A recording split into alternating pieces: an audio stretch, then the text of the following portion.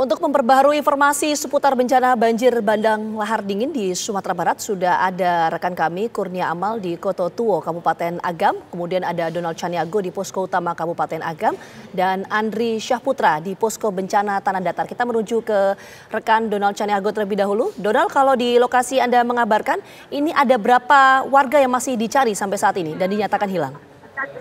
Di Kabupaten Agam ini masih ada sekitar 3 warga lagi yang masih dilakukan upaya pencarian.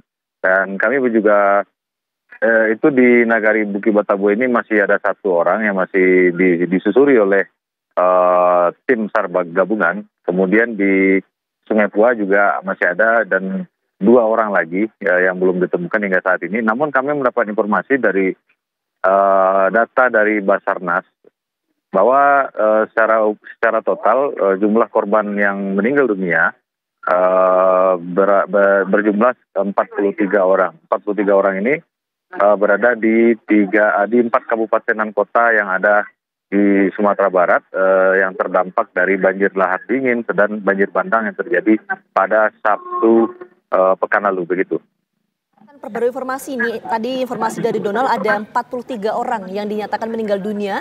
Ini ada di 3 kabupaten kota di Sumatera Barat begitu ya. Nah, untuk 3 warga yang masih dicari keberadaannya ini, Donald, ini di titik Anda mengabarkan saat ini saja dan total keseluruhan untuk di kabupaten kota yang terdampak itu berapa total warga yang dicari? Untuk Kabupaten Agam sendiri yang sudah teridentifikasi dan sudah ditemukan berjumlah 19 orang plus 1 yang maksud kami 3 yang belum ditemukan. Artinya untuk di Nagari Buki Batabu ini ada 1 orang yang belum ditemukan dan Kecamatan Sungai Pua masih ada 2 orang yang bukan. Artinya sebanyak 23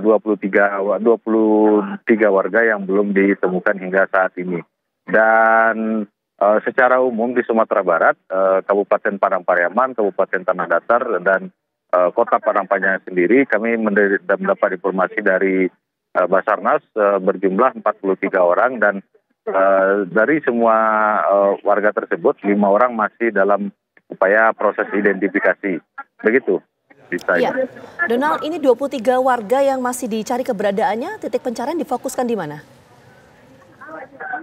Tadi kami menyusuri bersama tim SAR gabungan bahwa titik mulai dari awal hilangnya warga tersebut hingga 500 meter ke bagian hulu dari Sungai Batang Ayakacia ini. Dan ini masih ada beberapa titik yang merupakan suatu kecurigaan dari tim SAR tadi. Namun dengan tingginya material yang menumpuk di titik tersebut, jadi tidak bisa dilakukan dengan cara yang manual, harus menggunakan alat berat begitu. Dan kondisinya di lapangan tersebut memang sangat parah dan memang harus menggunakan alat berat begitu. Oke, kendala-kendala yang tadi Donald sampaikan, itu antisipasi apa yang dilakukan oleh petugas untuk mengantisipasi kendala yang dialami? Ya, saat ini ada 3 buah alat berat yang melakukan upaya pembersihan atau pemisah material lahar dingin yang terjadi kemarin.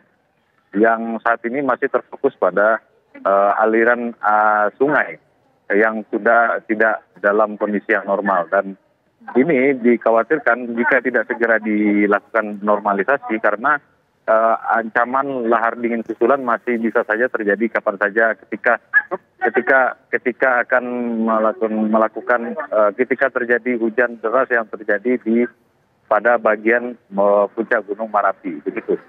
Oke, ini kan 23 warga masih dicari ya keberadaannya. Kita pasti memahami bagaimana kondisi dari para keluarga yang sampai saat ini masih menunggu keberadaan dari anggota keluarganya ya, Donald ya. Ini bagaimana kalau ada pihak keluarga yang ingin mencari keberadaan anggota keluarganya, mereka harus kemana, Donald?